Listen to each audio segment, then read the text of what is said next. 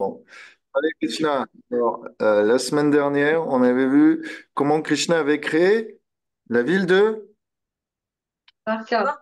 Ok, ok, c'est juste pour vous faire participer. Je fais des textes à trous. Et Krishna a été attaqué par... Mince. Ok, je vois, on a du mal. Kalayavana. Voilà. Allez, allez-y. Kalayavana. Ok, Voilà. c'est bien. Et qui d'autre attaqué conjointement avec Kalayavana? Le roi Jarasandha? Ouais, un point pour Rangadevi. Et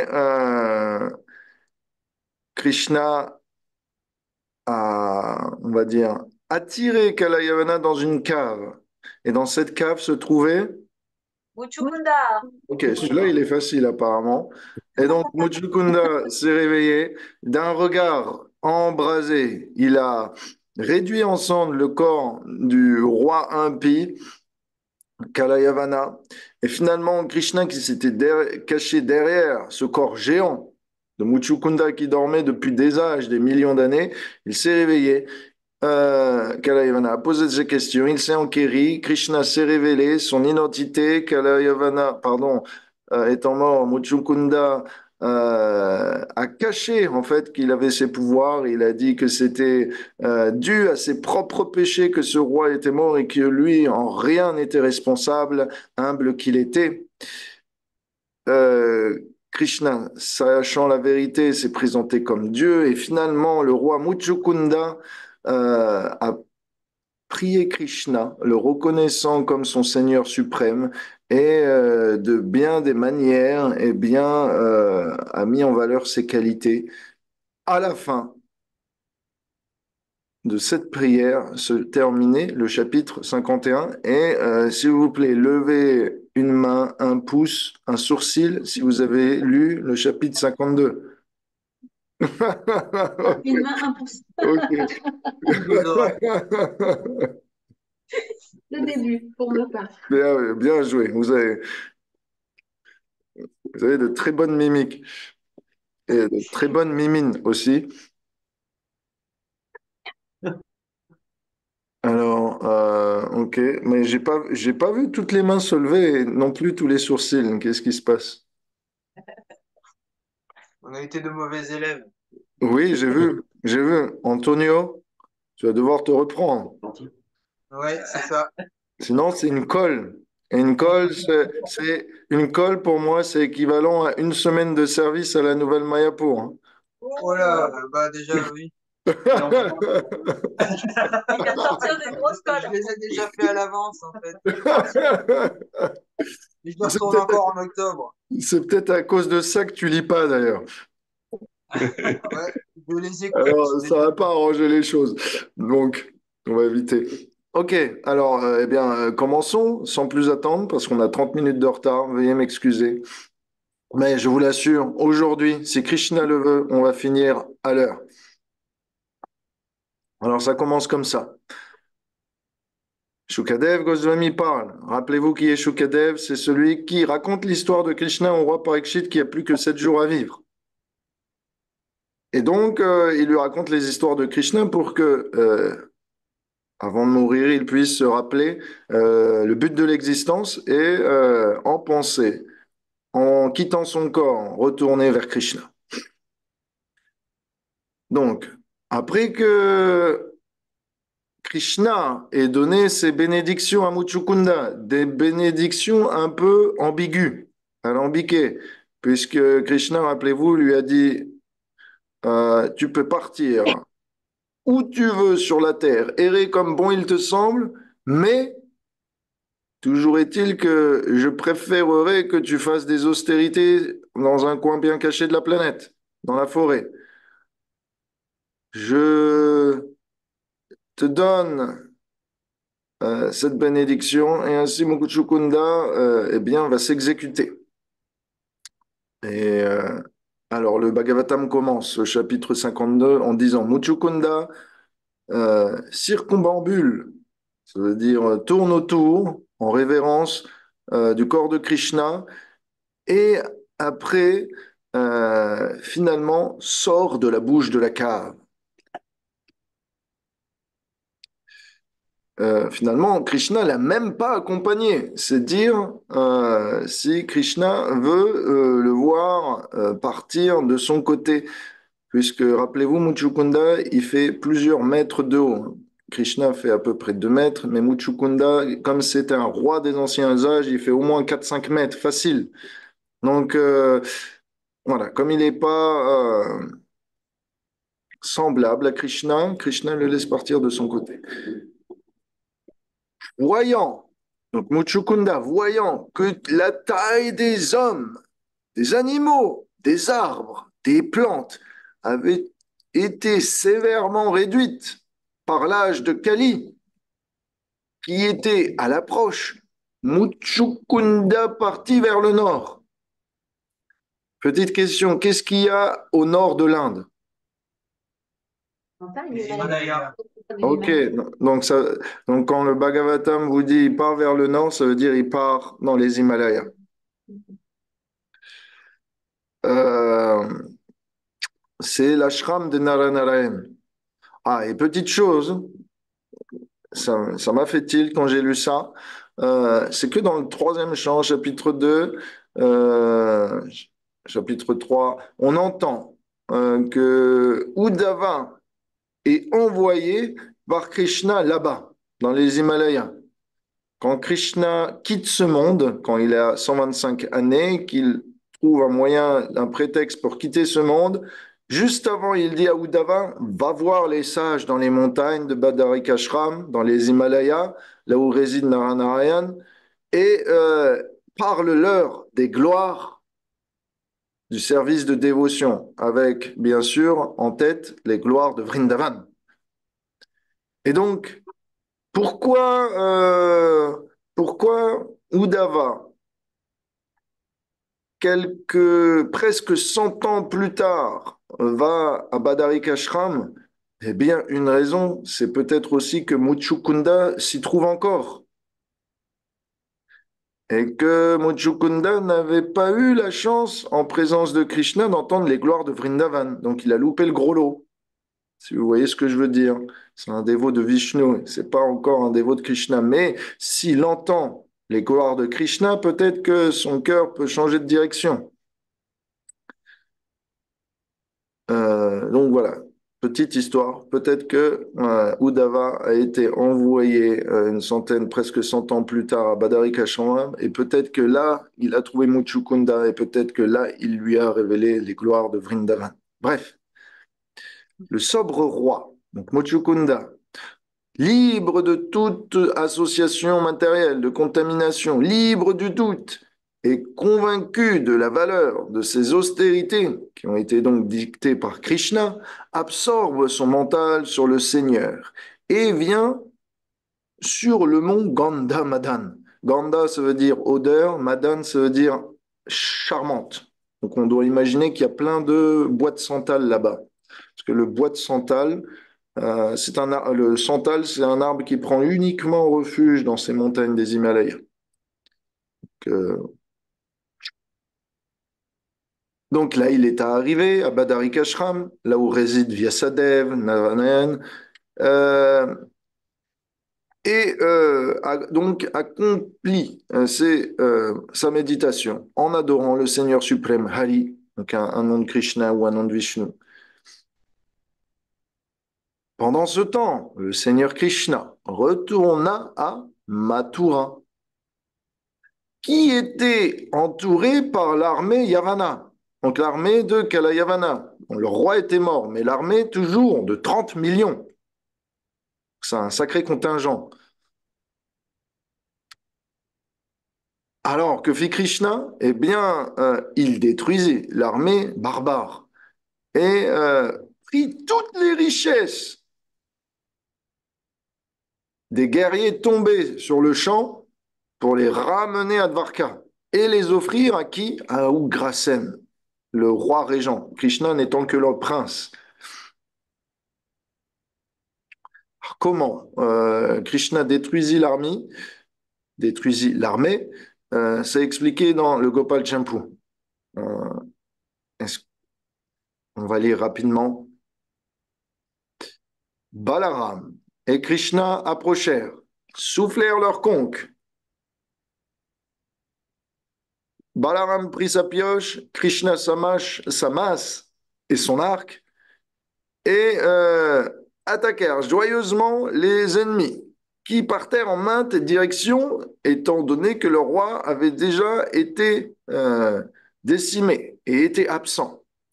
Krishna prit même son épée, appelée Nandaka, et en quelques heures, les 30 millions de personnes eh bien, furent détruites. Krishna apporta la richesse, le butin de guerre de Mathura à Dvarka avec des bœufs, donc dans des roulottes si vous voulez. Et beaucoup d'hommes portaient aussi ces richesses. Et c'est là que Jarasandh, à la tête de ses 23 divisions armées, apparut sur le théâtre de Mathura. Donc 23 divisions armées Akshoini en sanskrit, ça fait 4 millions. 4 millions d'hommes. Donc moins que Kalayavana, donc ça devrait aller. Mais écoutons quand même ce qui va se passer. Voyant Jarasandh, Krishna lui dit, c'est dit dans le Gopal Champu, maintes fois dans le passé, on t'a défait, on t'a capturé et gracieusement on t'a libéré. Et pourtant, sans honte, tu n'es jamais embarrassé de venir retenter de nous battre. Ô Jarasandh, nous avons véritablement cette fois-ci perdu tout intérêt de nous battre avec toi. Nous connaissons parfaitement l'issue du combat. Pourquoi voudrais-tu que l'on se batte avec un ennemi si faible? Aujourd'hui, nous n'essayerons même pas. Mais si tu n'arrives pas à nous battre, jamais, peut-être arriveras-tu un jour à nous attraper au moins. Essaye donc si tu peux. Si tu ne peux pas nous attraper, alors véritablement, tu seras défait sur tous les plans. Ainsi, disant cela, le Bhagavatam nous dit, voyant les millions de soldats assemblés ici, les deux Madhav. Madhav, rappelez-vous, Cupidon, ou, ou ça veut dire aussi euh, les amoureux de la déesse de la fortune, imitèrent l'attitude des humains et partirent, abandonnant les richesses, feignant la peur, mais demeurant sans peur quand même. Ils courèrent de nombreux kilomètres avec leurs pieds pareils au lotus. Alors, quand ils les virent fuir, le puissant Jarasandh ria abondamment et les poursuivit avec ses chariots et ses fantassins. Mais il ne pouvait pas comprendre la position exaltée des deux seigneurs. Jarasandh, lui, nous dit le Harivansha, n'apprécia même pas prendre la richesse qui était tombée, un gros butin, par les fantassins de Kalayavana. Krishna, euh, on le saura, plus tard récupérera la richesse que Jarasandh daigna prendre et l'amena finalement à Dvarka. À chaque pas, Jarasandha semblait juste sur le point d'attraper Krishna et Balaram. Mais en vérité, Jarasandha n'avait pas même une once de chance d'y arriver, puisqu'il n'y avait en lui aucune dévotion et que seul cela lui permettait d'obtenir et d'attraper Krishna. À quoi ça vous fait penser?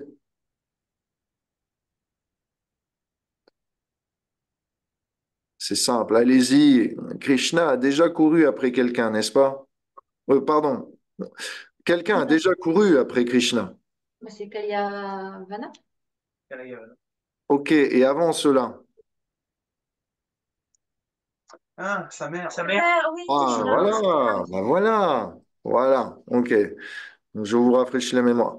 Effectivement. Et elle avait de la dévotion. Et donc, elle a pu, Krishna a concédé se faire attraper. Mais Jarasandha, Kalayavana, ils n'ont aucune chance. Impossible.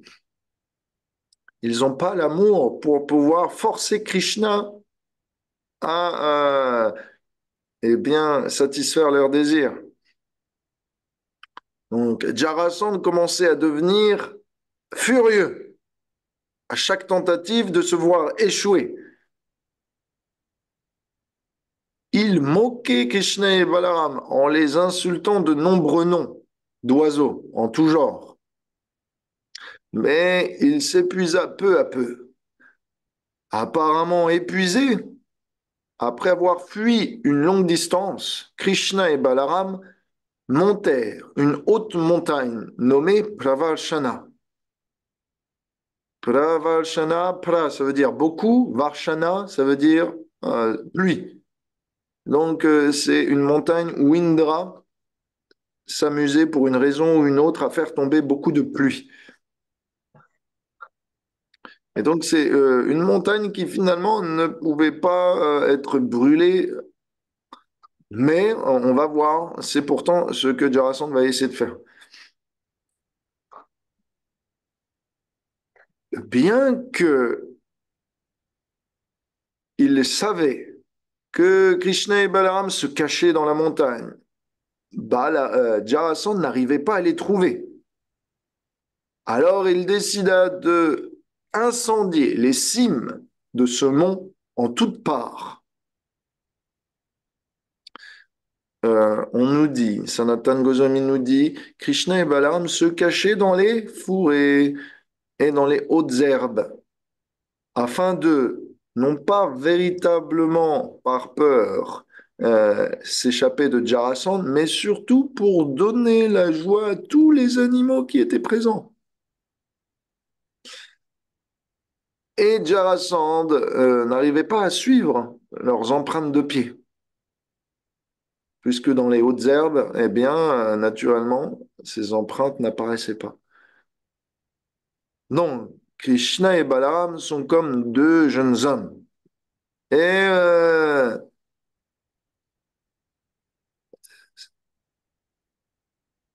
Jarasandha est ridiculisé depuis des années. Selon la trame que nous a donnée Suchitra de temps, Jarasandha attaque une fois par an. Alors ça fait 17 ans que c'est la risée de tout Mathura. Chaque fois il échoue, mais à chaque fois il retente. Et donc Krishna et Balaram ne prennent plus au sérieux cette personne. Et donc, comme vous seriez père ou mère et vous auriez un enfant et vous feriez semblant de courir pour que votre enfant vous attrape et qu'à chaque fois vous avancez suffisamment rapidement pour qu'il croie qu'il ait une chance, mais qu'en fait vous ne lui laissiez pas la chance, de la même façon que Krishna et Balaram jouaient avec Jarasandha.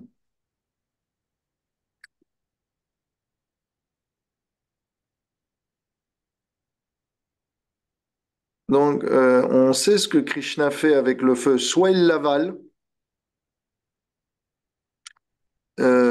soit, eh bien, il l'évite.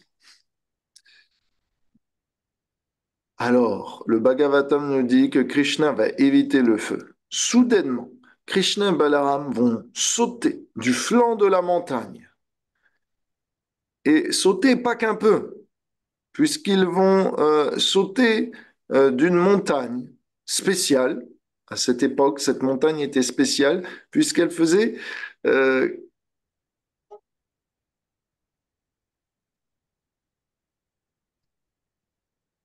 200 42. km, 200 près de 200 kilomètres de haut. Donc, s'il vous plaît, c'est une montagne. Donc, l'Everest, 7 kilomètres, 8 kilomètres. Alors, voilà, je vais remettre les choses en ordre. Dans le Bhagavatam, quand on parle de montagnes, il y a des montagnes sacrées avec des superpositions, si on peut dire, de dimensions.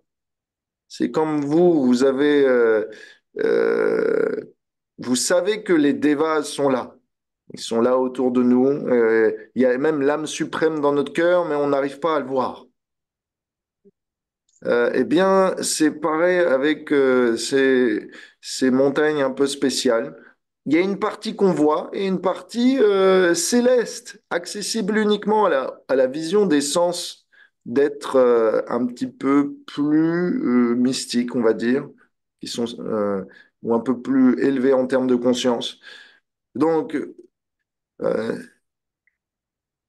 quand Krishna il monte, il grimpe cette montagne de 200 kilomètres de haut, on comprend bien que c'est pas une montagne faite uniquement de pierre, c'est une montagne aussi faite eh bien d'énergie, on va dire magique ou mystique si vous voulez.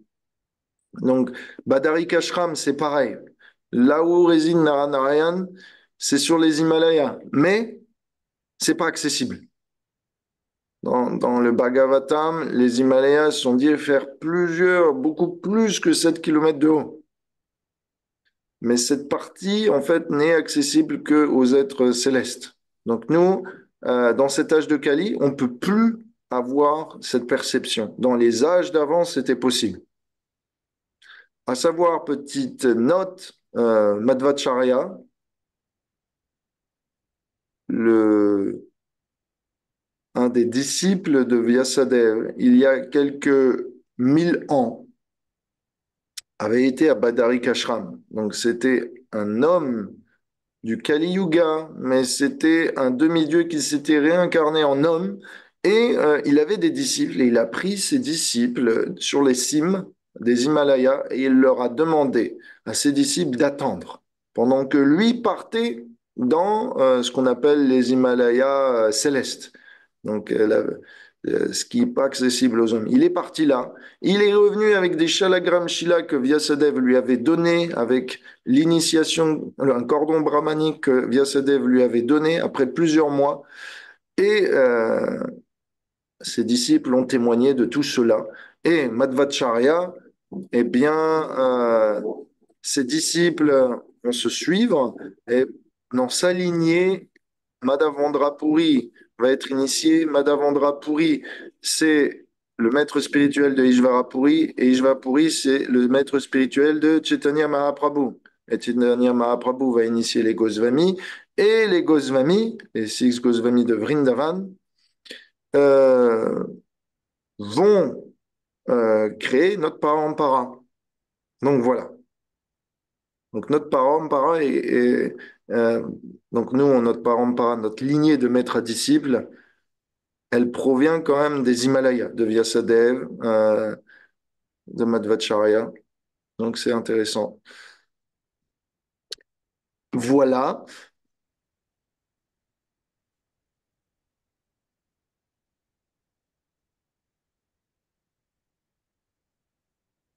Donc après que Krishna et Balaram ont fait un joli bond de 200 kilomètres, invisibles par leurs ennemis et leurs poursuivants, les deux plus exaltés personnages de la dynastie Yadu retournèrent ainsi rapidement à la cité de Dvarka. Je peux vous dire que si Krishna peut sauter 200 kilomètres de haut, il peut faire quelques centaines de kilomètres en quelques minutes si bon lui semble. Et retourna donc dans son fort, dans sa forteresse, parmi les océans. on nous dit qu'il y avait tellement de fumée sur cette cime de montagne que Krishna et Balaram ne pouvaient pas être même vus sauter à cause du feu qui embrasait la cime.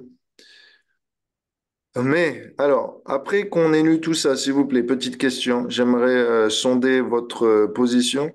Qu'est-ce qui fait que Krishna et Balaram ont décidé de fuir Jarasandh? Je vais voir si vous avez bien écouté. Alors, est-ce qu'ils sont des pleutres? Est-ce que Krishna et Balaram sont des Non, lâches? c'est C'est qu'à un subterfuge, c'est une stratégie. Ok, super qu'à film. à Ça, force de défaite, ils donnent plus leur énergie, ils ne placent plus leur énergie à ok, jouer à ce jeu. ok, on est bon là. Je sens qu'on est bon là. Philippe et Rangadevi, vous êtes bien. C'est une bonne réponse. Donc, ne pensez pas que Krishna et Balaram, ce sont des pleutres. En réalité, c'est juste que Jarasandh, c'est une fourmi pour eux. Maintenant, il a été battu 17 fois. Il y a même plus de fun. Au début, il pouvait y avoir un peu d'intensité dans le combat. Mais à la fin, il faut trouver un petit peu euh, de joie autrement, quoi. Sinon, puisqu'il y a plus d'intensité dans le combat, eh bien, on se rit de lui, on le ridiculise en faisant une fausse poursuite, en simulant une course-poursuite. Donc voilà. Pourquoi Krishna et Balaram fuient Jarasandh? Parce qu'ils trouvent plus de fun à le combattre. C'est trop un loser. Donc, alors, on trouve un autre moyen de s'amuser avec lui. Malgré, un petit bémol, hein, Jarasandh, je vous rappelle, on avait vu la carte la semaine dernière de tous les royaumes qu'il possédait. C'est le plus puissant roi après les Yadus, après Krishna Balaram de l'époque. C'est lui sous qui se trouvent tous les ennemis de Krishna, tous les autres ennemis de Krishna, de Pandava, de Arjuna, de Balaram, etc., se trouvent sous la tutelle de Jarasandh. Et pourtant, ce roi si puissant, eh bien, est ridiculisé.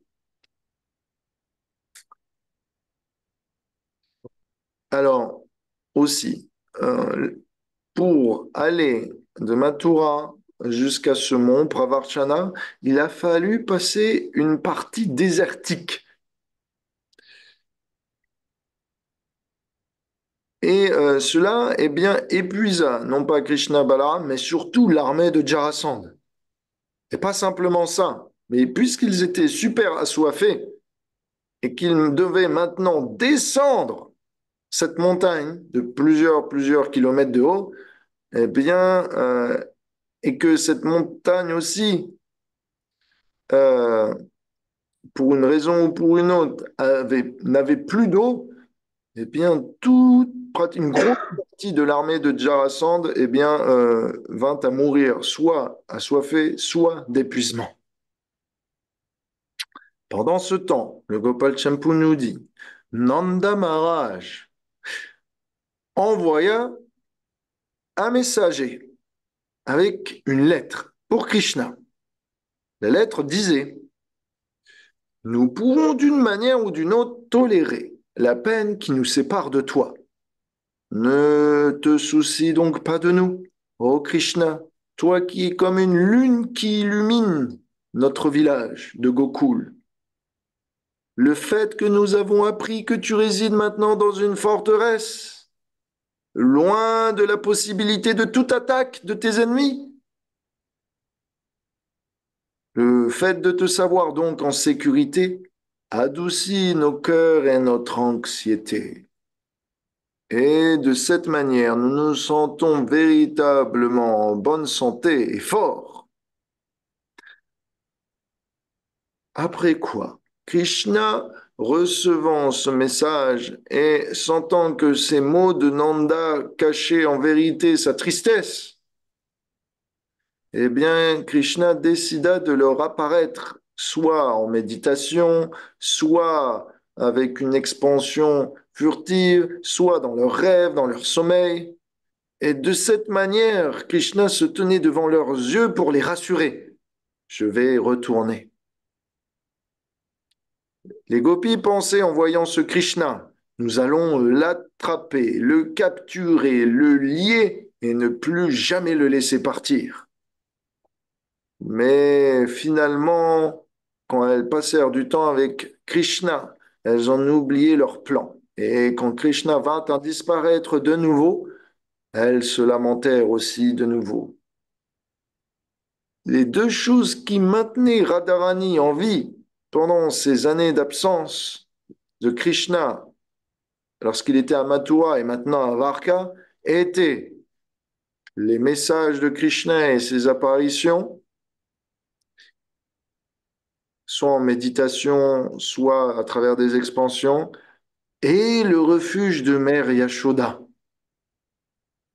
qui, malgré sa souffrance, trouvait toujours les mots choisis pour adoucir les mots de la séparation de Radharani. Il faut savoir, Mère Yashoda et Radharani sont très très proches. Mère Yashoda considère Radharani comme sa fille et lorsqu'elle prépare, du moins lorsque Krishna est à Vrindavan, qu'elle prépare à manger pour Krishna tous les matins, euh, Yashoda prend toujours Radharani sur ses genoux pour la caresser chaleureusement.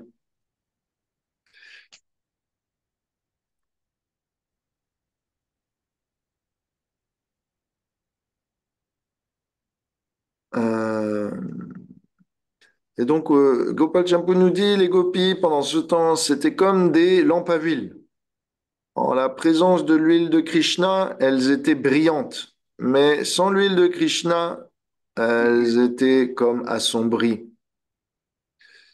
Donc, les gopis envoyèrent donc en réponse à la lettre de Krishna une lettre qui disait, et les habitants, et particulièrement les filles de Vrindavan, sont très stressés de savoir que tes pieds pareils au lotus ont traversé Mathura pour aller jusqu'à Dvarka, sur un chemin qui, somme toute, était couvert de gravillons, d'épines, de ronces. Comment veux-tu donc que nous, les gopis, qui savons tes pieds les plus sensibles et les plus souples, rester en vie de la sorte?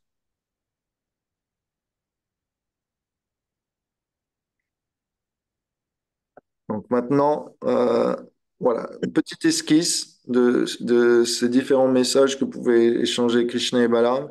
Maintenant, on va passer au mariage de Krishna et Balaram.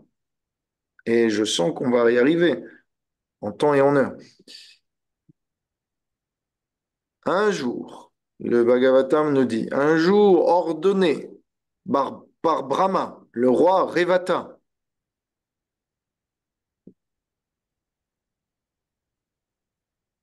ancien roi de la terre, donna à Balaram sa fille, Revati, en mariage. Cela a déjà été discuté, nous dit le conteur du Bhagavatam. Ça a été discuté dans le 9e chant. Alors, bien sûr, comme ça a déjà été discuté, on ne va pas donner de détails, on va passer là-dessus, et vous ne saurez rien du tout sur le mariage de... Mais tu es cruel, Révati, tu es cruel. On va passer à côté de l'union de Révati et de Balaram, pardon. Oui, oui, Revati à Balaram. Alors, ok, vous voulez quelques détails. Oui, plein sûr.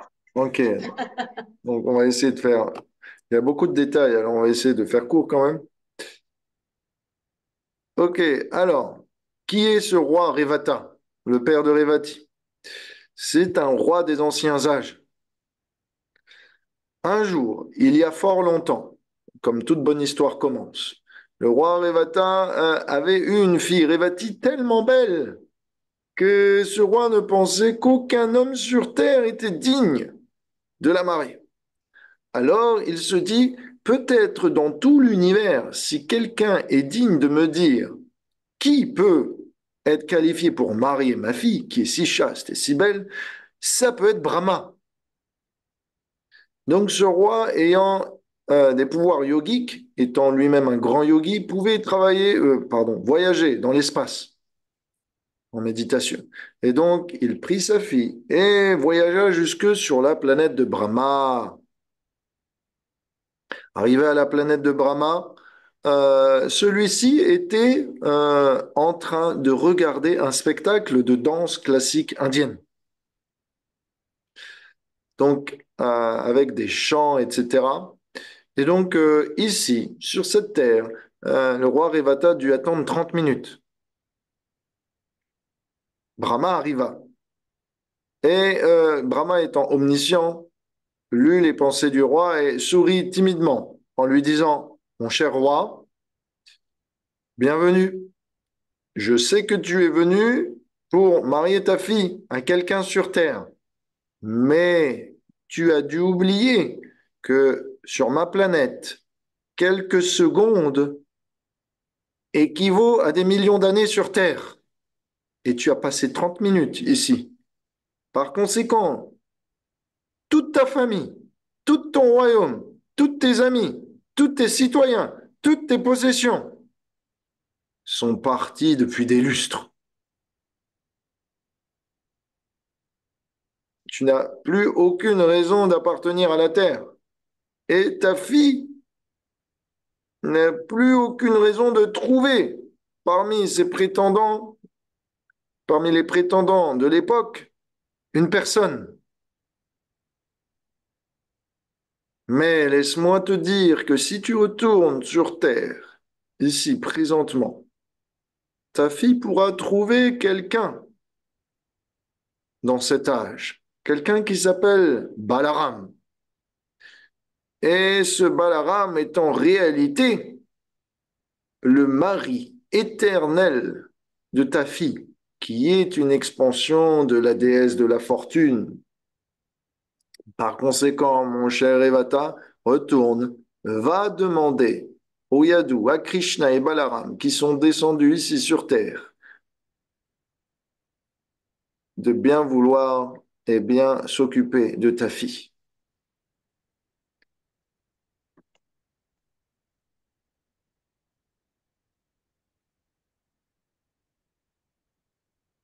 Après quoi, le roi Revata, une fois qu'il apporta sa fille au Yadu, il décida de partir, lui aussi, à Badarikashram, en compagnie de Muchukunda. Ensuite, Shukadev nous dit, ainsi, ô héros parmi les Kurus, donc Parikshit, le Seigneur suprême Govinda, Maria, la fille de Bhishmaka, Vedarbi, qui veut dire en fait Rukmini, qui est aussi une expansion de la déesse de la fortune, donc Lakshmi Devi, soit Radharani, soit Vishnu. Le Seigneur fit cela selon son désir. Et lorsqu'il se maria à Rukmini, dans ce processus, il vint à vaincre Shalva et tous les autres rois dont Shishupal était à leur tête et à leur côté. Pendant que tout le monde regardait, Krishna prit Rukmini de la même manière que Garuda tantôt vola un bol de nectar aux demi-dieux.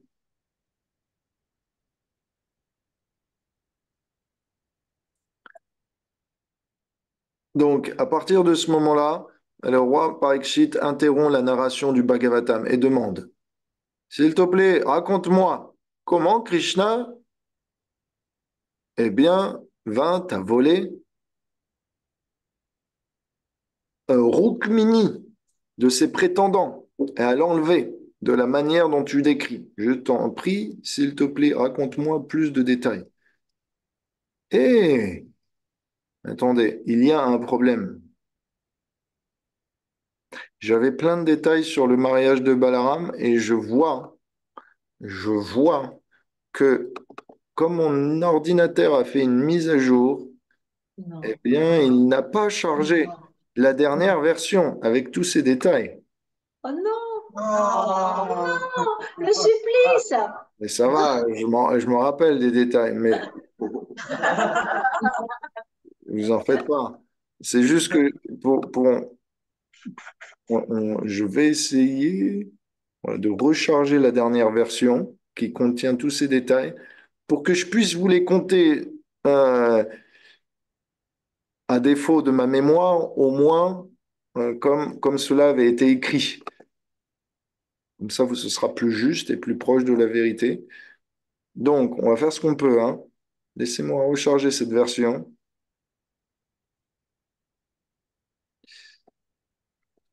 Sinon, je ferai ça de mémoire. Ah bah voilà. Ok, vous êtes prêts? Oui, oui, oui, oui, oui. Alors, ben voilà. Mais aussi, je me disais qu'il manquait des choses là. C'est pas normal. Donc, je reprends. Un jour, alors que Krishna et Balaram donc étaient à Dvarka, des messagers envoyés par Nanda Maharaj arrivèrent pour prendre des nouvelles. Pendant que ces messagers étaient là, ils virent un garde arriver en détresse vers Krishna, lui dire, Krishna, un énorme géant arrive à la porte de Dvarka et il a amené une géante avec lui. Et il veut marier cette géante avec Balaram. Je t'en prie, reçois-le.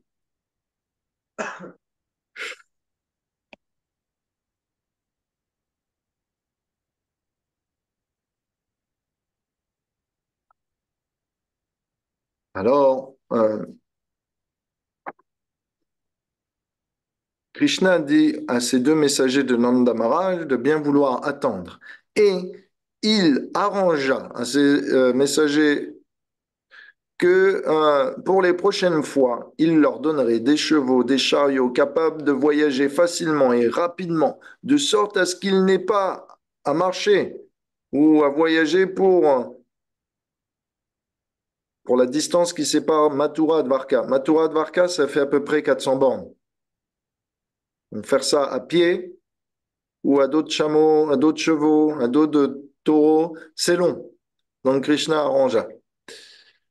Entre-temps, le visiteur géant arriva. Et Krishna, après l'avoir dignement reçu, comme si c'était un demi-dieu, en lui lavant ses pieds, en lui servant des mets délicats, vint à s'enquérir de sa condition. L'homme est décrit par le garde comme grand comme un palmier. Donc c'était la hauteur des gens des temps d'avant. Alors, Krishna lui demanda de bien vouloir se présenter. Le visiteur dit, mon nom est Kakudmi, aussi connu sous le nom de Revata. Je suis inclus parmi la liste des anciens rois prestigieux. Dans les anciens temps, peut-être as-tu déjà entendu parler de moi. Accompagné par ma fille, il y a longtemps, j'ai voyagé dans l'espace pour vous visiter Brahma. Et passant du temps sur sa planète, me voilà donc propulsé dans un autre âge. Brahma m'a dit que un guerrier nommé Balaram, le grand frère de Krishna, serait très bon et qualifié pour marier ma fille.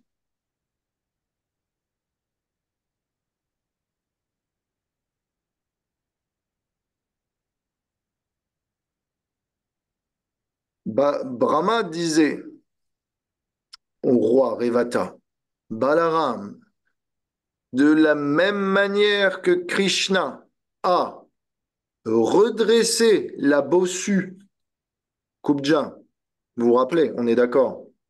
Oui.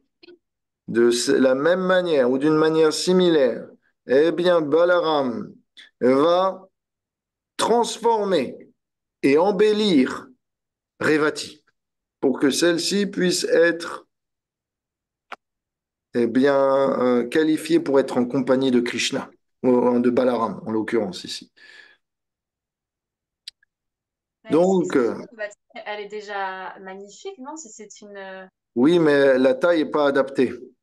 Ah! Trop grande, trop grande. Donc, c'est un gros défaut. Les défauts sont accentués vu sa grandeur, c'est ça? Voilà, exactement. Donc, Krishna alla voir Vasudev, son père, et puis Ugrasen, le roi, et leur dit, il faut qu'on marie Balaram. On a une fille, une géante, totalement parfaite pour lui. Et c'est la volonté de Brahma. Balaram a pris la nouvelle.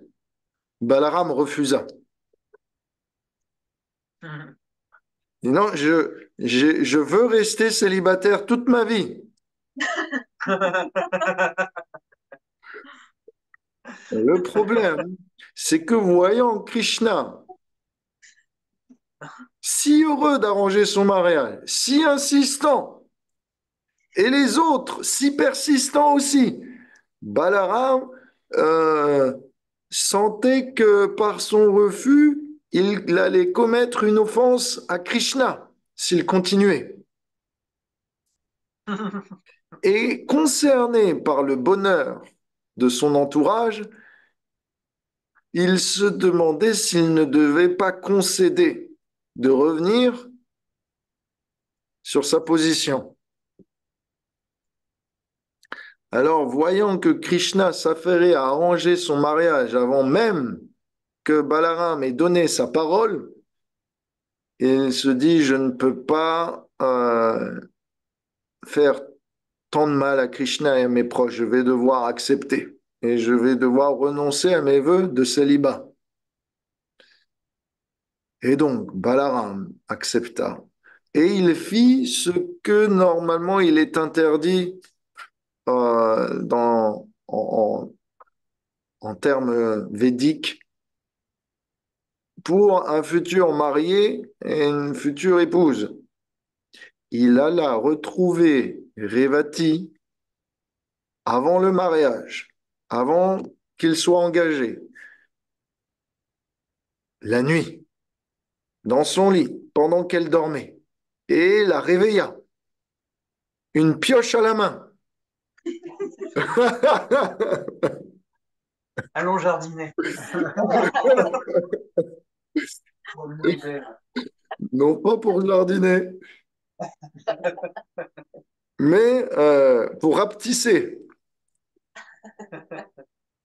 Et d'une manière ou d'une autre, à l'aide de sa pioche magique, il réduisit Revati dans son lit. Donc, je ne sais pas si vous imaginez, je pense qu'elle avait un lit spécial de plusieurs mètres de long. Et Balaram arrangea qu'elle puisse faire avec sa pioche eh bien, la même taille que lui. De cette manière, sa taille était appropriée pour qu'elle ne porte pas préjudice à l'honneur des Yadus. Krishna était à la tête de l'arrangement du mariage de son frère. Et finalement, en grande pompe, Revati et Balaram se marièrent. Tout le monde était invité, les Pandavas, Drona, Bhishma, etc. Et voilà pour les détails de ce mariage. Je n'en ai pas plus. Pardonnez-moi.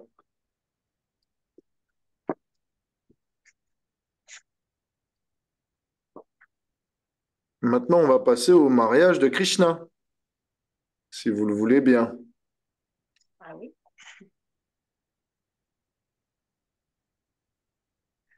Ah, euh, une question intéressante. La réponse va vous plaire. Qu'est-ce qui fait que Krishna accepte de marier Rukmini alors qu'il pense constamment aux gopis? s'il est si attaché aux gopis, il aurait jamais dû accepter Rukmini. Comment ça se fait qu'on entend que Krishna se marie avec quelqu'un d'autre qu'une gopi? Il Le avait sens du déjà. devoir. Oui, dis-moi, dis-moi, répète Krishnaras. Le sens du devoir. Ouais, pas mal du tout. Ok. T'as lu le chapitre? Non. Ok. Mais Rukmini, c'est pas une émanation de Radharani? C'est une bonne réponse aussi. Vous êtes bons. Vous êtes bons tous les deux. Donc, je vais vous donner toutes les raisons. Ok, je vais faire une liste de toutes les raisons pour lesquelles Krishna marie Rukmini. Prenez vos stylos, notez bien dans vos têtes. Si un jour on vous demande, si vous posez des questions, Vishnu Puran nous dit que quand Krishna descend sur terre, son épouse, sa compagne éternelle, la déesse de la fortune originelle aussi, donc Radharani, descend sur terre. Et donc, qu'importe où Krishna va, eh bien, Radharani l'assiste d'une manière ou d'une autre. Et donc, quand Krishna va s'établir à Dvarka, eh bien, Radharani l'assiste sous la forme de Rukmini. Mm. Maintenant, une raison aussi que Jiva Goswami nous dit, c'est que de la même manière que les gopis sentaient qu'un moment séparé de Krishna était équivalent à 12 années ou plus, de la même manière, Krishna sentait qu'un moment sans les gopis, avec à leur tête Srimati Radharani, était équivalent à 12 années ou plus aussi. Alors, voyant la détresse de Krishna, Radharani décida d'assister en faisant descendre une expansion d'elle-même sous la personne de Rukmini, afin de libérer Krishna de sa séparation, de son tourment. Le Skanda Puran nous dit, Rukmini est à Dvarka ce que Radha est à la forêt de Vrindavan. Donc, une autre raison, celle-là, c'est pour toi, Krishnaras, tu avais pressenti bon, euh, que Krishna marie Rukmini, c'est qu'il voulait faire plaisir au Yadou, qui, désespéré de pouvoir trouver quelqu'un compatible avec Krishna, compatible, ça veut dire à la hauteur de ses qualités, afin que, une fois engagé, Krishna fonde une famille. Une fois qu'il fonde une famille, celui-ci soit stable. Et donc les Yadus n'auraient plus l'anxiété de voir possiblement Krishna partir, retourner voir les habitants de Vrindavan. Donc, un moyen de sécuriser Krishna et de l'établir à Dvarka, et de le garder proche de nous, les Yadus se disent, c'est de le marier. Et donc, en voyant eh bien, la possibilité de marier Krishna à Rukmini, les Yadus se réjouissent et insistent. Krishna se sent obligé de leur faire plaisir et de leur donner le sentiment de sécurité dont ils ont besoin. Une autre raison, c'est que Rukmini, vous allez le voir, envoie une lettre à Krishna. Et dans cette lettre, elle dit, si tu ne me maries pas, je vais me donner la mort.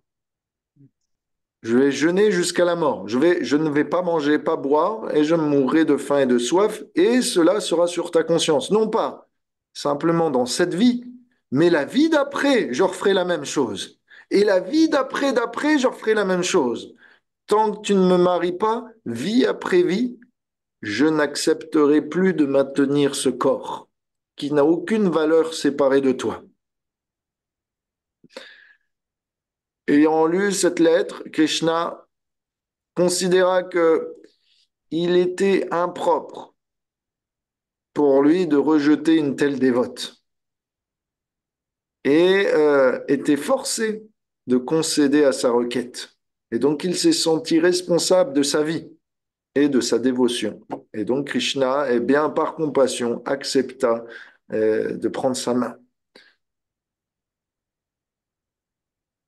Ah, et une dernière raison qu'on nous dit, c'est que Rukmini était censé être marié à un ennemi de Krishna, appelé Shishupal, un roi puissant, qui eh bien, figure qui fait partie du groupe opposant tous les Pandavas.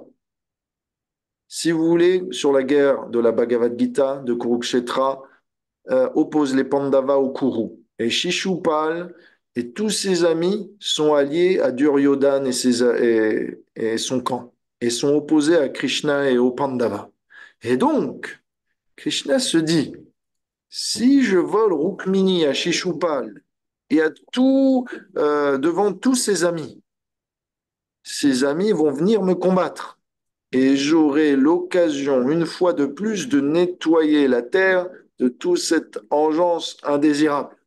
Et donc, le mariage de Rukmini était aussi une occasion de faire ricocher avec l'un des buts pour lesquels Krishna est descendu sur terre, c'est-à-dire de eh bien, purifier cette planète du poids des activités impies des êtres déchus qui peuplaient à l'époque. Voilà, donc vous avez une liste de raisons. Je crois que ça fait 5 raisons. Allez, Krishna. Ouais, Hare Krishna.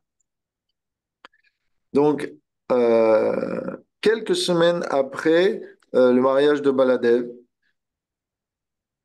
Krishna est arrivé à Dvarka. Ça fait maintenant plusieurs mois qu'il est à Dvarka et donc il a 32 ans et quelques mois. D'accord? C'est, voilà, c'est pour vous situer.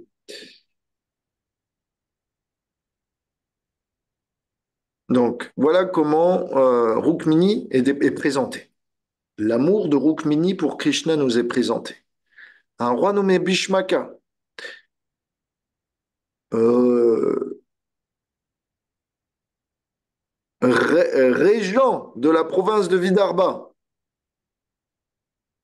avait 5 fils et une fille d'une contenance parfaitement charmante.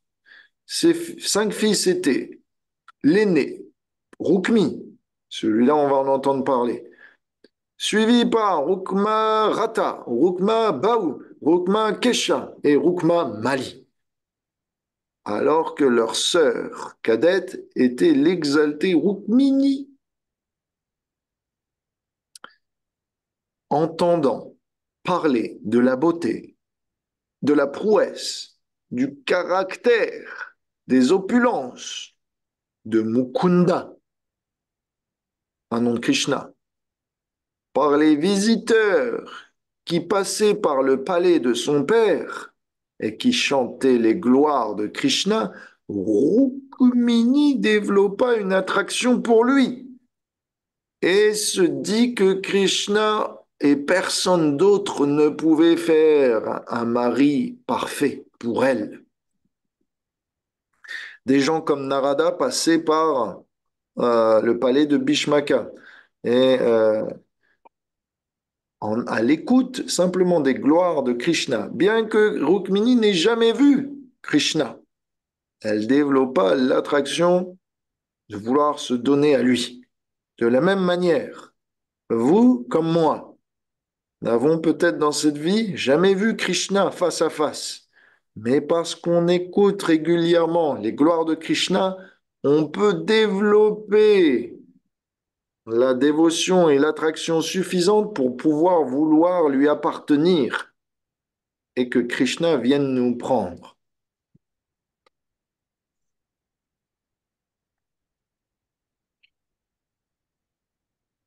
Krishna savait que Rukmini possédait une intelligence, une beauté, un comportement, d'autres qualités, des marques indiquant une naissance spéciale.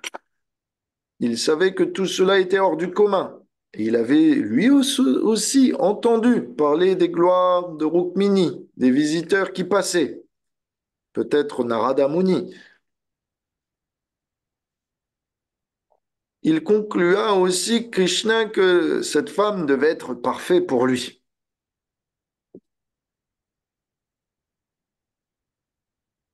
Parce que Rukmi, le frère aîné de Rukmini, enviait le Seigneur, ami de Shishupal, son ennemi, il interdisa, ou interdisit, ou Interdit? interdit tout court. Oui. Il interdit à son père d'arranger le mariage avec elle et abusa de sa position de futur régent pour forcer son père et sa sœur à accepter la situation. Rukmini ou Vedarbi,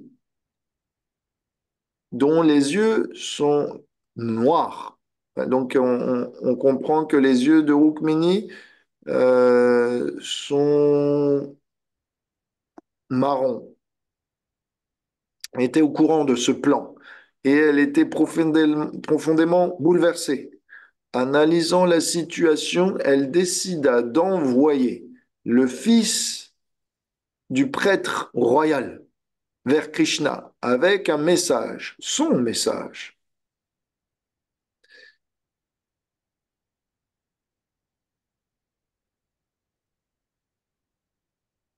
Elle savait que Krishna ne pouvait tolérer la souffrance de ceux qui s'abandonnaient à lui. Et en effet, Rukmini avait entendu l'histoire de Kubja et de toutes les personnes qui avaient été gracieusement sauvées, transformées, élevées par Krishna. Et donc elle se dit, pourquoi pas moi? Je peux aussi faire servir de réceptacle à la compassion de Krishna. Ainsi, le brahmana, arrivant eh bien, à Dvarka, fit ses hommages à Krishna qui lui offra en retour eh bien, de s'asseoir sur un trône en or. Krishna le reçut comme on devrait recevoir un membre de l'ordre spirituel. Il lui lava les pieds, lui servit aussi des mets délicats, s'enquéra de son bien-être. Krishna paraissait calme, bien que, en fait, il était anxieux de recevoir le message du Brahmana et de voir des nouvelles de Rukmini. Alors, Krishna s'adressa à ce messager. Ô meilleur d'entre tous les brahmanas, est-ce que tes pratiques religieuses ne t'apportent pas trop de difficultés? Arrives-tu à les accomplir avec un mental pacifié? Es-tu totalement comblé? Que puis-je faire pour toi? Quand le brahmana fut satisfait de la manière dont Krishna s'occupait de lui, le brahmana vint à sourire. Entre-temps, Krishna lui disait, quand un brahmana est satisfait avec qu'importe ce qu'il vient sur sa route, il devient puissant et tous ses désirs sont satisfaits par le Seigneur. Mais si un spiritualiste est insatisfait et il vient à errer d'une planète à une autre,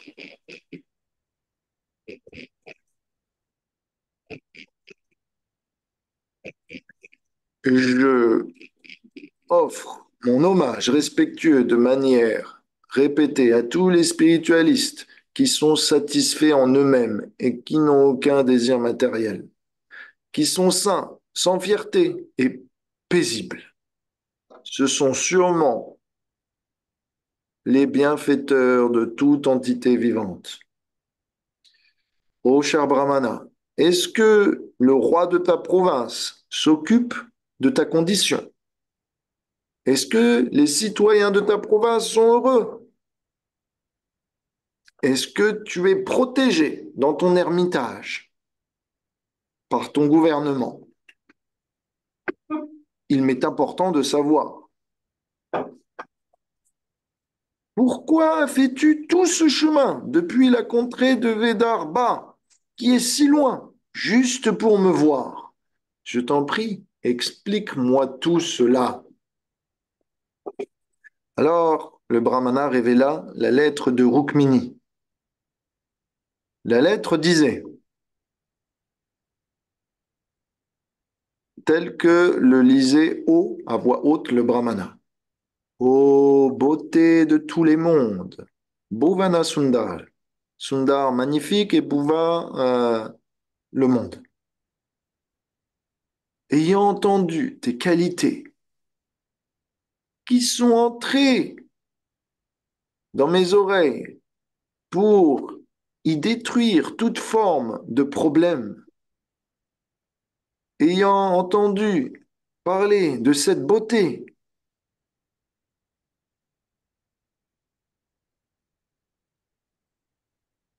qui satisfait le désir de tous les yeux pour toujours, j'ai décidé de faire vœu de t'appartenir et je n'ai aucune honte de cela, ô Achyuta.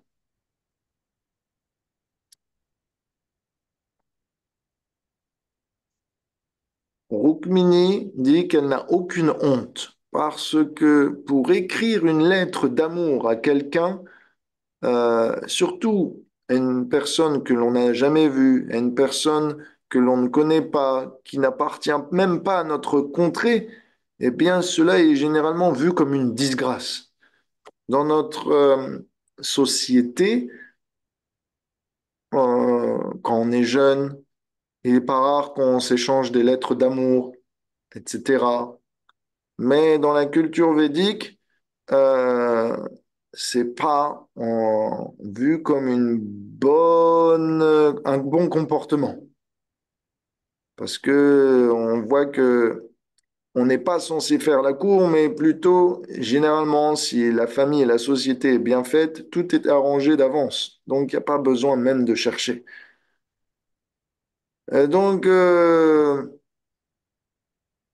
une princesse qui fait la cour est pas vue comme une princesse fidèle, chaste et bien élevée. Alors, Rukmini dit, je n'ai aucune honte à faire cela et à écrire des lettres d'amour. Mais elle dit aussi, mon cher Krishna, tes qualités sont si attractives que c'est de ta faute aussi. C'est toi qui me pousses à écrire une lettre d'amour. Donc nous sommes tous les deux en faute. Par ces mots, Krishna, en lisant, au fur et à mesure qu'il lisait sa lettre, la façon dont elle écrivait, parce qu'elle a écrit de sa main, la façon dont elle verbalisait ses émotions, Krishna était envoûté par son intelligence et sa sagacité. Elle disait, ô Mukunda,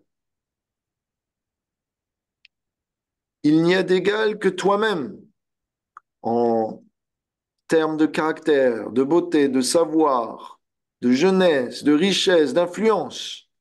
Tu es un lion parmi les hommes. Un lion parmi les hommes, ça s'écrit Nrisimha. Tu en joues, euh, le verbe enjouer, je ne l'ai jamais conjugué, maintenant que je viens d'y penser. Tu enjoues le mental de l'humanité. Ok, ça vous va? Oui. Oui, oui, oui. Ok. On regarderait dans le détail. Ça sonne bien, ça sonne bien. Ok. Ça fait pas mal. Quelle aristocratique, sobre personne et fille attractive, de bonne famille, ne te choisirait pas pour mari si le moment était venu. Par conséquent, mon cher Seigneur, je t'ai choisi pour époux et je m'abandonne à toi. Je t'en prie, viens rapidement. Toi qui as les bras puissants, et fais de moi ta femme. Oh, toi dont les yeux sont pareils au lotus, ne laisse pas Chichoupal me toucher. Ne laisse pas la portion qui revient au héros être volée par les hyènes. Ne laisse pas ce qui revient au lion être volé par les chacals. Rukmini ajoute, je m'offre à toi, non pas comme Bali Maharaj l'a fait sans intense sentiment d'amour. Alors, je peux pas, ça vient du 8e chant du Bhagavatam. Si vous ne savez pas qui est Bali Maharaj, c'est celui qui offrit sa tête à Vamanadev, en gros.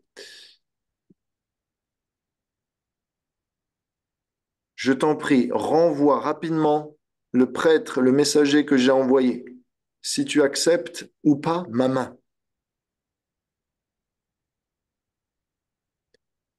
Je pense cependant que si tu n'acceptes pas ma proposition, tu deviendras infortuné, ta réputation sera amoindrie, parce que Shishupal pourra clamer avoir pris la propriété qui revenait à Krishna. Et cette impudence, eh bien, il va l'ébruiter partout. Si j'ai suffisamment adoré le Seigneur, si j'ai fait suffisamment de pratiques spirituelles, de sacrifices, de charité, de rituels, de vœux, si j'ai suffisamment servi les dévots, les brahmanas, les gourous, puisse alors tu prendre ma main, et non pas le fils de Dame à gauche, c'est-à-dire Shishupal.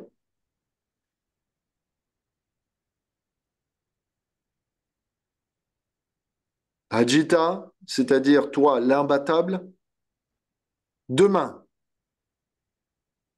quand la cérémonie de mon mariage sera sur le point de débuter, au début de la nuit, au crépuscule, tu devrais, si tu souhaites me prendre, arriver incognito dans la ville de Vidarbha et t'entourer aussi parmi les leaders de ton armée qui devront confronter tes opposants lorsque tu m'enlèveras. Détruis leurs forces et enlève-moi, marie-moi de la manière, de la méthode qu'on appelle Rakshasa. Rakshasa, ça veut dire enlèvement. On l'enlève, quoi. On la prend sur un cheval et hop, c'est parti, on trace.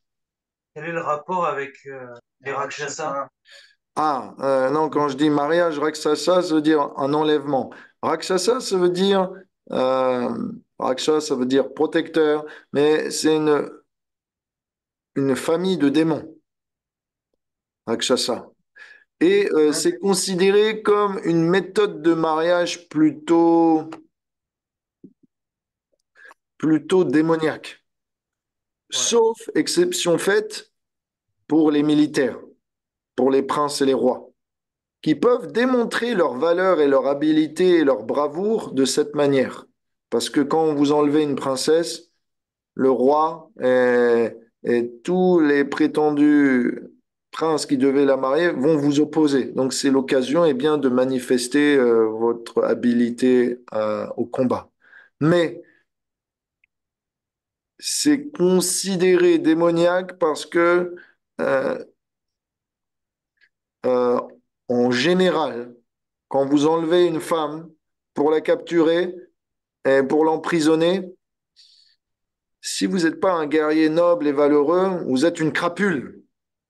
On est d'accord. Donc, la plupart du temps, c'est des crapules qui font ça.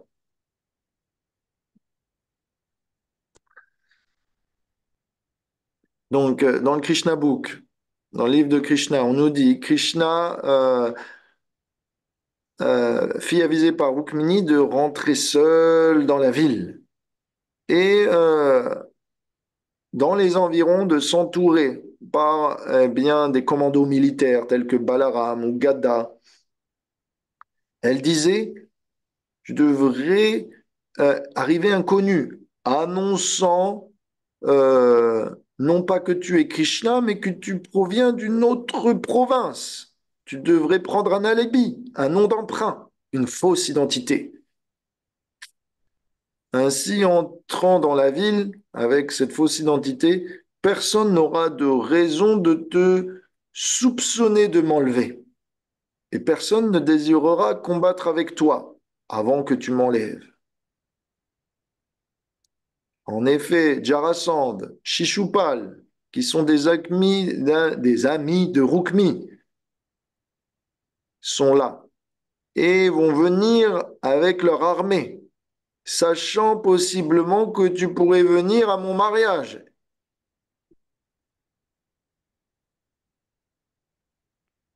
Je t'en prie, détruis-les et agite-les comme l'on a pu agiter l'océan de lait pour en faire sortir Lakshmi Devi. Alors, je ne sais pas si vous le savez, mais dans le Bhagavatam, il y a le divertissement du barattage de l'océan de lait. Et de ce barattage, avec l'histoire de Kurmadev, provient Lakshmi Devi, qui choisit pour époux Vishnu. De la même façon, Rukmini dit, tue tous les démons, agite-les comme on a agité l'océan de lait, de sorte à ce que de ce combat, eh bien, moi, la déesse de la fortune, je puisse sortir de là et t'appartenir.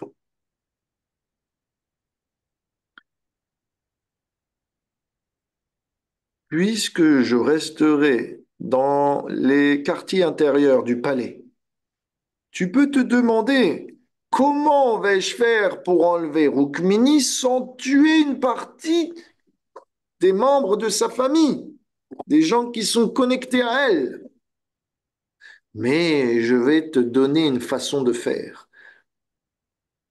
Quelques heures avant le début de mon mariage, il y a une grande procession en l'honneur d'une déité royale appartenant à notre famille. Il est de coutume dans notre tradition familiale que la future épouse soit emmenée à cette déité qui est abritée dans un temple dans la ville. C'est une déité de Girija. C'est un nom de Durga.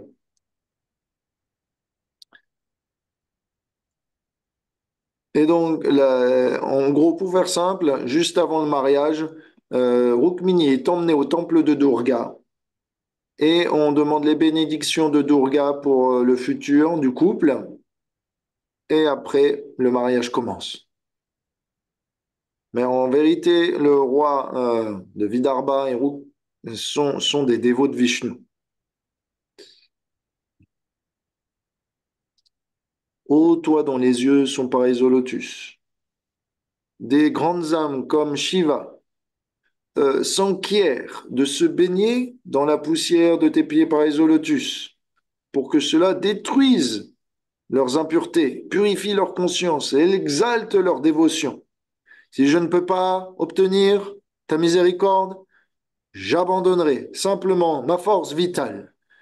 Et devenant si faible par mes austérités sévères, je quitterai mon corps et je ferai cela des centaines de vies s'il le faut pour obtenir ta miséricorde. En gros, cette lettre d'amour de Rukmini dit, pour moi, dans ce cœur, il est impossible, même vie après vie, d'enlever ce désir de t'atteindre. Alors le Brahmana conclut, ainsi s'achève le message confidentiel que j'apporte. Ô Seigneur des Yadupati, s'il te plaît, maintenant considère ce qu'il doit être fait.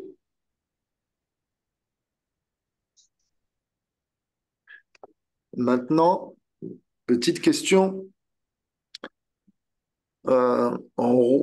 Comment ça se fait que Rukmini demande à Krishna de venir demain, alors qu'il y a quand même, à cette époque, entre Vidarbha et Dwarka, au moins 1000 kilomètres. Je vous rappelle, il n'y a pas la voiture, il n'y a pas l'avion, il n'y a pas le train. Et elle veut que Krishna fasse 1000 S'il kilomètres peut en un descendre en jour. sautant en montagne de sable. Ah, voilà, on est d'accord. Donc, Rukmini sait parfaitement que Krishna est le Seigneur suprême. Donc, elle sait que même si je lui demande un peu tard, il peut tout arranger. Il n'y a pas de problème. Donc, pas besoin que Krishna soit prévenu en avance. Il peut le faire. Il peut faire 1000 kilomètres en moins d'un jour. Pas de problème.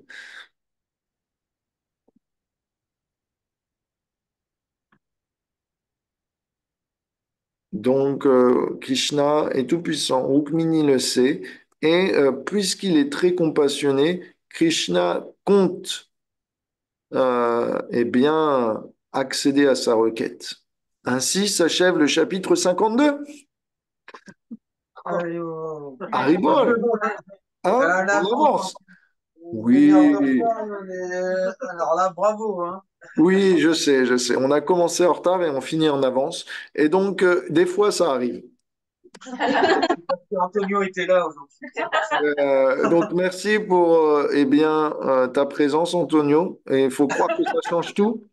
Donc, s'il te plaît, grâce-moi de ta présence future afin que on n'ait pas 30 minutes de rab à chaque fois à faire et qu'on puisse manger à l'heure et que ce ne soit pas une torture pour notre digestion. Donc, s'il te plaît, Antonio, tu es réquisitionné. Est-ce Merci, que, Antonio. et puis, je veux Maintenant, dire, on peut avoir du rap maintenant, alors. est-ce que vous avez des questions? C'est le rab que je peux vous proposer. Bon, d'accord, je vois. Vous êtes très inspiré et J'ai donc, bien une question, mais je pense que ça va être long. comment? J'ai bien une question qui me taraude depuis tout à l'heure.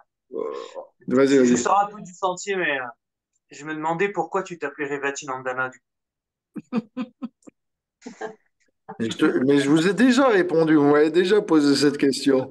Il y a longtemps, on se Ah, souvient et plus. on Il n'était pas là. coup. Nous, on n'était Je me pas là rappelais ce plus de jour-là. cette histoire, On alors. on Je n'a sais pas pas. l'histoire. Bon, d'accord, il faut croire il faut que je répète. Mais ça me fait peur parce que ça veut dire que si on finit ce livre de Krishna, il y a forcément beaucoup de choses qui vont être oubliées, on va devoir recommencer. Oui. Oui. Non, mais disons que là, le chapitre, voilà, s'y prête, quoi. Ok, alors, Revati, il y a une règle qu'on appelle en sanskrit le sandhi. Et donc, deux mots peuvent être joints et la première syllabe, si c'est un A, peut sauter. Donc, suivant cette règle de sanskrit, quand Ananda est mis avec Revati, eh bien, ça se transforme non pas en Revati Ananda, mais Revati Nanda. Et en sanskrit, la syllabe na est un amplificateur.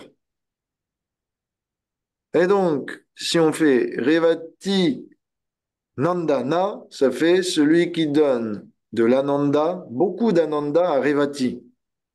Et qu'est-ce que c'est l'ananda? C'est le plaisir. Donc, celui qui donne beaucoup de plaisir à Revati, ça va être Balaram. Euh, donc voilà, c'est juste Ça, j'avais, c'est un nom de Balaram. Voilà. non, mais ça, j'avais compris, c'était pas ça ma Ah, question. ah bah c'est C'est quoi la question là? Nous, on a des pourquoi enfants. tu, pour- Parce que tu as dit dans le chapitre que Balaram voulait rester célibataire Oui, et du coup qu'il a dû contenter Revati. oui. Mais c'est exactement ton nom. Pourquoi restes-tu célibataire alors? C'est ça ma question. Excellent. Alors, on est prêt pour une heure supplémentaire? Et, et- et- Oui. et pourquoi pas? Non, c'est vrai. Mais comme la dernière fois, je t'ai demandé aussi pourquoi, qu'est-ce que ça veut dire, qu'est-ce que ça engageait de s'appeler Krishna Ras quand on était sur la race Alila. Et donc, je te relance l'appareil, quoi. Bah, il faut croire que j'ai pris des vœux avec mon maître spirituel. Quand, quand je suis, quand j'ai pris Brahmachari, quand j'ai fait, donc j'ai dit à mon maître spirituel, voilà, je veux être célibataire. Il m'a dit, je lui ai dit, je veux être célibataire pour quelque temps. Il m'a dit, non, soit tu l'es jusqu'au bout, soit tu l'es pas du tout. Ah, c'est quand même lui qui t'a donné ce nom. C'est un jeu. Ah oui, c'est un drôle de jeu. Alors, je lui ai dit, OK, pas de problème, je veux bien le rester si c'est ça. J'ai pris ça comme un signe de Krishna. Je me suis dit, OK, bah écoute, si moi j'avais prévu ça pour quelques années, si mon maître spirituel veut que je le fasse pour toujours ou que je le fasse pas du tout, comme j'avais ce désir, je me suis dit, autant y aller jusqu'au bout. Et donc, je l'ai pris jusqu'au bout. Quelques années plus tard, mon maître spirituel, Sa Santé Kadamba Swami Maharaj, m'a dit, écoute, je vais te lire les lignes de la main. Et donc, il a pris ma main et il m'a dit, ah, tu vas avoir un problème dans ta vie. Dans quelques années, tu vas te marier. Alors, je lui ai dit, Gurudev, entre vous et moi, il n'y aura pas de femme.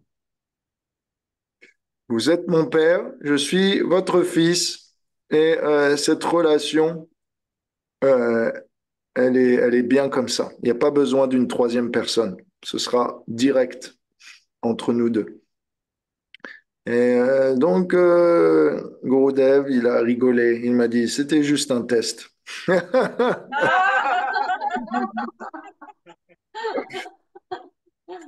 Donc, j'ai En passé même le temps, test de mon maître spirituel et jusqu'à maintenant, je porte ce nom de Revati Nandan, non pas parce que je vais me marier, mais parce que j'ai joint à la nouvelle Mayapur et que les déités à la nouvelle Mayapur qui sont installées par Prabhupada et qui donc du coup sont, on va dire, les plus importantes, c'est Krishna Balaram. Et donc, Gurudev a dit, comme tu donnes du bonheur à tous, eh bien, ton nom sera un nom de Balaram qui donne du bonheur. Et donc, ça sera Revati Nandana. Voilà. Allez, Krishna. Hare Krishna. Et donc, sur ce, eh bien, nous allons faire une petite prière pour demander à ce que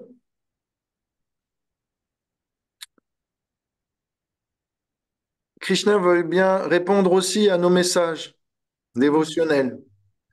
Puisse-t-il se sentir appelé, voire forcé à nous répondre et à venir nous capturer et nous enlever pour nous emmener sur son chariot céleste pour retourner dans sa demeure. Puisse-t-il, Krishna, aussi, comme Balaram, accepter nos demandes et nos requêtes, de bien vouloir s'abandonner à lui et de lui appartenir. Puisse-t-il, Krishna ou Balaram, accéder à nos requêtes et rapidement, d'ici dès demain, s'il le faut. Si vous êtes d'accord avec cette prière, en tout ou partie, vous pouvez dire Hare Krishna. Hare Krishna. Donc, je vous souhaite une merveilleuse semaine pleine de dévotion, pleine de récupération pour ceux qui se sont fait mal pendant leur service. Donc, pour ceux qui prennent des risques pour Krishna, prenez soin de vous, prenez le temps de faire un marathon et non pas un sprint. Ne vous épuisez pas avant la ligne d'arrivée. Gardez votre santé sur le long terme afin que il y ait encore plus d'aventures à faire avec Krishna. Donc, santé, dévotion et une bonne compagnie à vous tous. Mutuellement, énergisez-vous, spiritualisez-vous, motivez-vous. Et en attendant qu'on se retrouve, je vous envoie toutes mes bénédictions. Haribol, merci Rebetzi. Haribo. Hare Krishna. Hare Krishna. C'est un merveilleux moment passé en votre présence. Srila Prabhupada ki, Jai. Krishna Balaram ki, Srila Jai. Rukmini Virdar ki, Jai. Muchukunda ki, Jai. Revati ki, Jai. Jai Gaur Premanande. Haribo.